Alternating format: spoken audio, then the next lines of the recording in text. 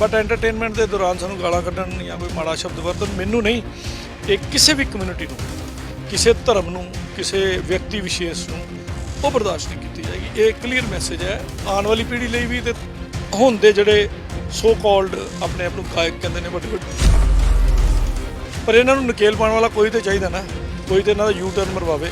ਸੋ U turn ਮਰਾਉਣ ਦੀ ਤਿਆਰੀ ਹੈ ਜੀ ਹੁਣ ਇਹਨਾਂ ਦੀ, ਕਿ ਪਿਆਰ ਨਾਲ ਮੰਨ ਜਾਣਗੇ ਚੰਗੇ ਰਹਿਣਗੇ, ਨਹੀਂ ਮੰਨਣਗੇ ਤੇ ਫਿਰ ਚੱਕੀ ਉਹ ਵਕੀਲ ਫਿਰਦੇ ਸੋਹਣੀ ਉਹ ਤਾਂ ਰਫਲ ਦੇ ਖੋਖੇ।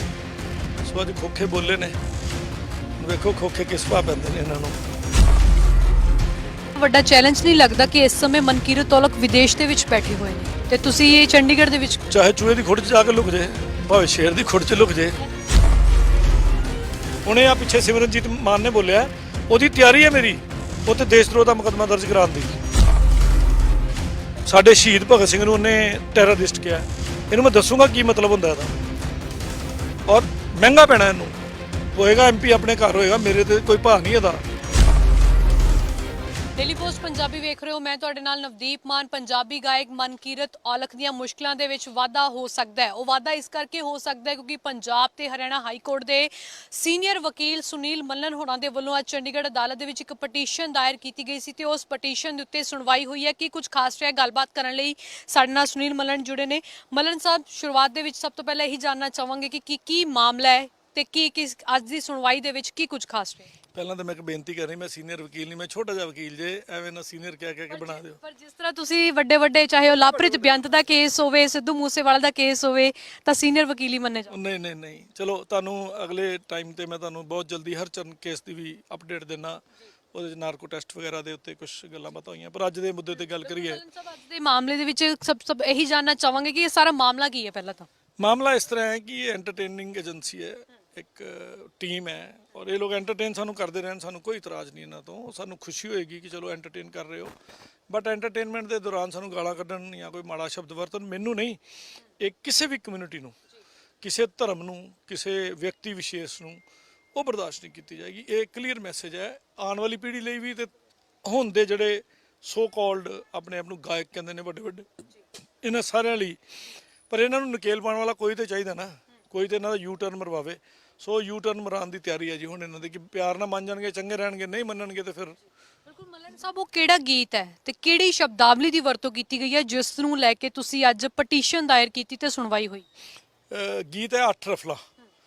ਉਹਦੇ ਵਿੱਚ ਗੁਰਲੇਜ ਅਖਤਰ ਨਾਲ ਕੀ ਮਸਲਾ ਵਾਲਾ ਗਾਣਾ, ਉਹਦੇ ਵਿੱਚ ਬੋਲਦਾ ਗਾਣਾ ਕਿ ਚੱਕੀ ਉਹ ਵਕੀਲ ਫਿਰਦੇ ਸੋਹਣੀ ਉਹ ਤਾਂ ਰਫਲ ਦੇ ਖੋਖੇ। ਸੋ ਅੱਜ ਖੋਖੇ ਬੋਲੇ ਨੇ, ਹੁਣ ਵੇਖੋ ਖੋਖੇ ਕਿਸ ਭਾਅ ਪੈਂਦੇ ਨੇ ਇਹਨਾਂ ਨੂੰ। ਕੀ ਕੁਝ ਖਾਸ ਰਿਹਾ ਅੱਜ ਦੀ ਸੁਣਵਾਈ 'ਚ? ਨਹੀਂ, ਸਭ ਤੋਂ ਖੁਸ਼ੀ ਦੀ ਗੱਲ ਹੈ ਕਿ ਮਾਨਯੋਗ ਅਦਾਲਤ ਨੇ ਮੇਰੀ ਪਟੀਸ਼ਨ ਅਸੈਪਟ ਕੀਤੀ ਹੈ ਜੀ। ਅਸੈਪਟ ਕਰਨ ਤੋਂ ਬਾਅਦ ਨੋਟਿਸ ਕੀਤਾ। I am thankful to the judicial system ਕਿ ਉਹਨਾਂ ਨੂੰ ਲੱਗਾ ਕਿ ਉਹਨਾਂ ਪ੍ਰਾਈਮਾ ਫਸਾਈ ਕਿ ਮੇਰੇ ਕੇਸ 'ਚ ਕੋਈ ਦਮ ਹੈਗਾ, ਤੇ ਉਸ ਕਰਕੇ ਹੁਣ ਉਹਦਾ ਪ੍ਰੋਸੀਜਰ ਚੱਲੇਗਾ। ਦੂਜੀ ਪਾਰਟੀ ਨੂੰ ਨੋਟਿਸ ਹੋਏਗਾ, ਪਹਿਲਾ ਪ੍ਰੋਸੀਜਰ ਨੋਟਿਸ ਦਾ, ਜਦੋਂ ਪਾਰਟੀਆਂ ਅਪੀਅਰ ਹੋ ਜਾਣਗੀਆਂ ਜਾਂ ਐਕਸ ਪਾਰਟੀ ਹੋ ਜਾਣਗੀਆਂ, ਫਿਰ ਐਵੀਡੈਂਸ ਤੇ ਲੱਗੇਗਾ। ਐਵੀਡੈਂਸ ਤੋਂ ਬਾਅਦ ਐਂਡ ਉਹਨਾਂ ਦੀ ਐਵੀਡੈਂਸ ਹੋਏਗੀ, ਹੁਣ ਤੋਂ ਬਾਅਦ ਕੇਸ। ਮੱਲਨ ਸਾਹਿਬ, ਇਸ ਪਟੀਸ਼ਨ ਦੇ ਵਿੱਚ ਇਕੱਲੇ ਮਨਕੀਰਤ ਔਲਖ ਦਾ ਨਾਮ ਸ਼ਾਮਿਲ ਹੈ ਕਿਉਂਕਿ ਇਹ ਜਿਹੜੇ ਲਫ਼ਜ਼ਾਂ ਦੀ ਤੁਸੀਂ ਗੱਲ ਕਰ ਰਹੇ ਹੋ, ਇਹ ਜੋ ਬੋਲੇ ਗਏ ਨੇ ਗੀਤ ਦੇ ਵਿੱਚ, ਉਹ ਗੁਰਲੇਜ ਅਖਤਰ ਦੇ ਵੱਲੋਂ ਬੋਲੇ ਗਏ ਨੇ। ਹਾਂਜੀ, ਗੁਰਲੇਜ ਅਖਤਰ ਵੀ ਇਹਦੇ 'ਚ ਪਾਰਟੀ ਹੈ, ਮਨਕੀਰਤ ਔਲਖ ਪਾਰਟੀ ਹੈ। ਫਿਰ ਇਹ ਦੇਖੋ, ਮੈਂ ਤੁਹਾਨੂੰ ਦਿਖਾਉਣਾ ਸਾਰੇ ਹੀ। ਇਹ ਮੇਰਾ 15 ਮਈ 21 ਦਾ ਨੋਟਿਸ ਹੈ। ਸ਼੍ਰੀ ਬਰਾੜ ਪਵਨਦੀਪ ਸਿੰਘ ਜਿਹਨੂੰ ਕਹਿੰਦੇ ਨੇ, ਲਿਰਿਕਸ ਜਿਹਨੇ ਦਿੱਤਾ ਸੀ, ਇਹ ਵੀ ਸਰਾ। ਫਿਰ ਉਸ ਤੋਂ ਬਾਅਦ ਡਾਇਰੈਕਟਰ ਹੈ ਆਪਣਾ ਮਾਹੀ ਸਿੱਧੂ ਤੇ ਜੋਬਨ ਸਿੱਧੂ। ਫਿਰ ਇੱਧਰ ਆ ਜਾਓ, ਸੰਧੂ ਵਾਟਐਵਰ, ਮੈਨੂੰ ਤਾਂ ਨਾਮ ਹੀ ਨਹੀਂ ਪਤਾ ਇਹਨਾਂ ਦੇ। ਫਿਰ ਜਗਜੀਤ ਸਿੰਘ, ਇਹ ਮੇਰੇ ਜੋ ਜੂਨੀਅਰ ਬੱਚੇ ਨੇ ਜੀ, ਉਹ ਸਭ ਕੁਝ ਕਰਦੇ ਆ। ਮੇਰਾ ਤਾਂ ਨਾਂ ਲਿਖ ਦਿੰਦੇ ਕਿ ਸਰ ਤੁਹਾਨੂੰ ਕਿਸੇ ਨੇ ਕੁਝ ਨਹੀਂ ਕਹਿਣਾ, ਸਾਨੂੰ ਡਰ ਲੱਗਦਾ। ਤੇ ਤੇਜਵੀਰ ਸਿੰਘ ਹੈ, ਖੁਸ਼ਹਾਲ ਹੈ, ਪੋਸਟਰ ਬਾਈ ਗੈਰੀ ਨਵਾਬ ਹੈ, ਸਾਰੇ ਬੰਦੇ ਨੇ ਗਾਣਾ YouTube। ਸਾਰੀ ਟੀਮ ਹੈ, ਸਾਰੀ ਟੀਮ ਹੈ ਜੀ, ਪੂਰੀ ਦੀ ਪੂਰੀ। ਹੋਰ ਵੀ ਮੈਂ ਤੇ ਇਹਦੇ 'ਚ ਵੀ ਲਿਖਿਆ ਅਨਨੇਮਡ ਕਰੂ ਮੈਂਬਰਸ। ਜੇ ਕੋਈ ਮੇਰੇ ਕੋਲ ਛੁੱਟ ਗਿਆ ਹੋਵੇ ਤੇ ਜਦੋਂ ਮੇਰੇ ਸਾਹਮਣੇ ਆਏਗਾ ਤੇ ਲੇਟਰ ਔਨ ਮੈਂ ਉਹਨੂੰ ਵੀ ਕਹਾਂਗਾ ਆ ਜਾ ਕਾਕਾ। ਇਸ ਮਾਮਲੇ ਦੇ ਵਿੱਚ ਕਿਹੜੀਆਂ ਧਾਰਾਵਾਂ ਲਗਾਈਆਂ ਗਈਆਂ? ਬਹੁਤ ਸਾਰੀਆਂ ਲੱਗੀਆਂ, ਆਹ ਦਿਖਦੀਆਂ ਪਈਆਂ ਤੁਹਾਨੂੰ।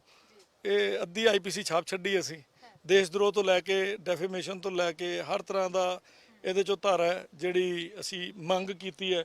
ਪਰ ਜਿਹੜੇ ਇਹਦੇ 'ਚ ਸਵਾਲ ਨੇ, ਆਹ ਦੇਖੋ ਜੀ, ਗਾਣਾ ਗਾਇਆ ਗੁਰਲੇਜ ਅਖਤਰ ਕਹਿੰਦੀ ਚੱਕੀ ਉਹ ਵਕੀਲ ਫਿਰਦੇ, meaning advocates are so cheap that they can, any Tom, Dick and Harry can pick them up as per their own choice and wish.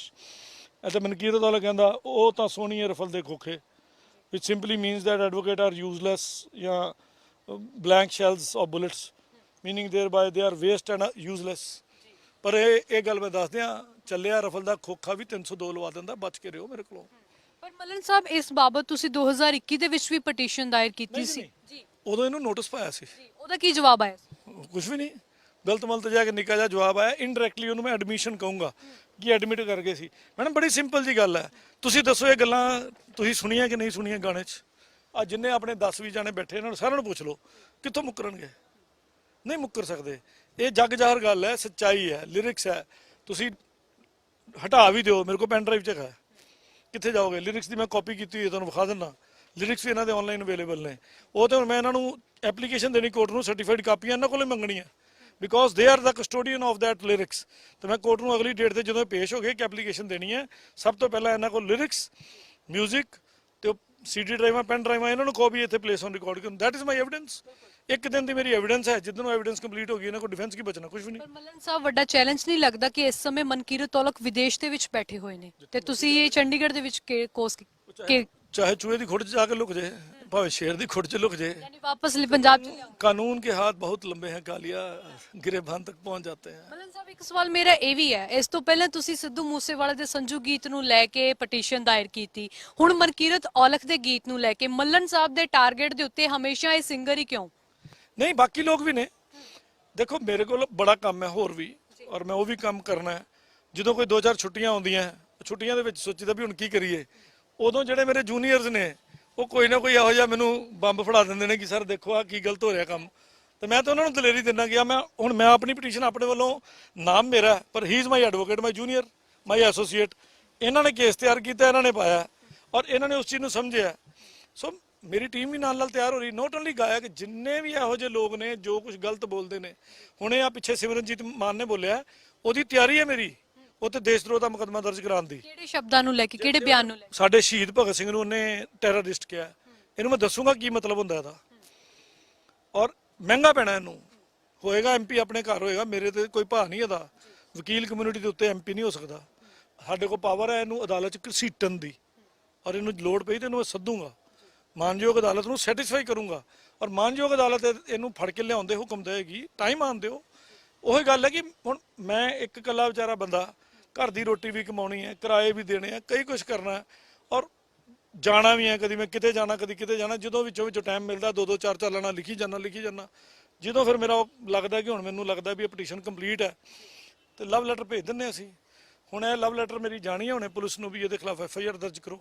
How he can speak utter this kind of word, ਜਿਹਨੂੰ ਅਸੀਂ ਆਪਣੀ ਆਜ਼ਾਦੀ ਦਾ ਮੋਢੀ ਕਹਿੰਦੇ ਆ, ਜਿਹਦੇ ਕਰਕੇ ਆਜ਼ਾਦੀ ਮਿਲੀ ਹੈ। ਬੇਸ਼ੱਕ ਉਦੋਂ ਦੇ ਹੁਕਮਰਾਨਾਂ ਨੇ ਉਹਨੂੰ ਬਚਾਉਣ ਦੀ ਕੋਸ਼ਿਸ਼ ਨਹੀਂ ਕੀਤੀ, ਚਾਹੇ ਉਹ ਮਹਾਤਮਾ ਗਾਂਧੀ ਸੀ ਤੇ ਚਾਹੇ ਕੋਈ ਹੋਰ ਸੀ। ਉਹਨਾਂ ਨੇ ਆਪਣੇ ਲਾਲਚ ਕਰਕੇ ਕਿ ਜੇ ਬਚ ਗਿਆ ਪ੍ਰਧਾਨ ਮੰਤਰੀ ਇਹਨੂੰ ਨਾ ਬਣਾਉਣਾ ਪੈ ਜਾਏ, ਜਦ ਕਿ ਉਹਦੇ ਸ਼ਾਇਦ ਉਹਦੀ ਮੈਨੂੰ ਬਚਪਨ ਦੀ ਮੈਂ ਬੜੀ ਉਹਦੀ ਸਟੋਰੀ ਪੜ੍ਹਦਾ, ਉਹ ਲੱਕੜਾਂ ਕੱਟ ਕੇ ਬੋਂਦਾ ਸੀ। ਉਹਦੇ ਘਰਦਿਆਂ ਨੇ ਪੁੱਛਿਆ ਪੁੱਤ ਕੀ ਕਰਦਾ, ਕਹਿੰਦਾ ਮੈਂ ਬੰਦੂਕਾਂ ਬੋਲਣਾ ਪਿਆ, ਵੱਡੀਆਂ ਹੋ ਕੇ ਵੱਡੇ ਬਣ ਜਾਣੀਆਂ ਵੱਡੀਆਂ ਬੰਦੂਕਾਂ। ਦੇਸ਼ ਨੂੰ ਆਜ਼ਾਦ ਕਰਾਉਣ ਦਾ ਬਚਪਨ ਤੋਂ ਜਜ਼ਬਾ ਸੀ ਉਹਦੇ 'ਚ।